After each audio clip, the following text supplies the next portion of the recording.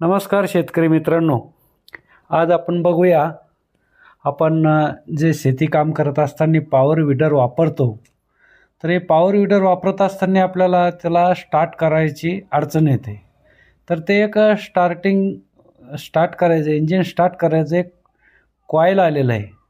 तर ते इंजिन कशा प्रकारे स्टार्ट होते, तर ते आपण बघूया. तर आपण काय करायचं, हे जे समोर आपल्याला जे कॉईल येतं दोरी ओढायचं, तर ते काढून ठेवायचं आणि हे जे नवीन आलेलं आहे ते त्या ठिकाणी आपण फिट करायचं.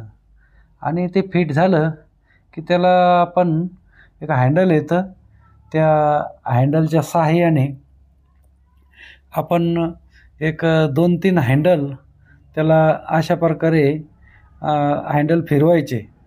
आणि ते थोडं हार्ड झाल्याच्या नंतर त्याला एक बाजूला असं एक बटन येतं, ते बटन आपण हँडलने दाबायचं.